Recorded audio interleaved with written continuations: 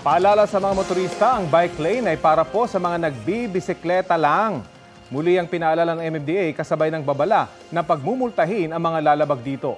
Balitang hatid ni James Agustin. Sa mga larawang kuha ng MMDA sa iba't ibang bahagi ng EDSA pila ang mga motorcycle rider sa designated bike lane. Kung minsan maging ang ibang motorista, sa bike lane na rin dumaraan. Kaya hindi na magamit ng mga nagbibisikleta ang lane na para sa kanila. Si Ricky araw-araw pumapadyak papasok sa kanyang trabaho mula Quezon City hanggang Makati City. Minsan muntik na raw siya mabunggo ng motorsiklo na biglang dumaan sa bike lane. Minsan pauwi ako, traffic sa EDSA, minsan mga motor, dyan dumadaan sa bike lane mismo. Tapos minsan pagka traffic, binubusnahan pa kami.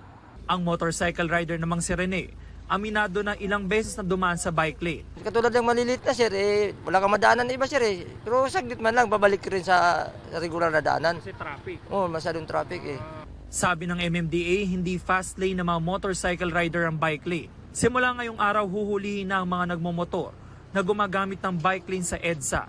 Ang multa 1,000 pesos para sa disregarding traffic sign.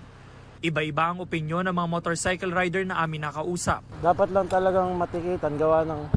Yung iba kasi doon na talaga mismo dumadaan kahit maluwag pa talaga yung EDSA.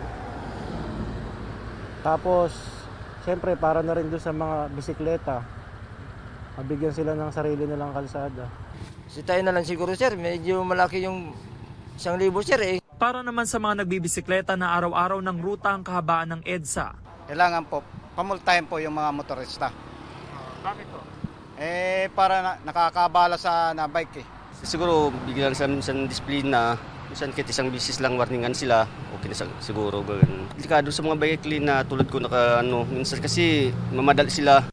James Agustin, nagbabalita para sa GMA Integrated News. Kapuso, alamin ang maiinit na balita. Bisitahin at mag-subscribe sa GMA Integrated News sa YouTube. Sa mga kapuso abroad, samahan nyo kami sa GMA Pinoy TV at sa www.gmanews.tv.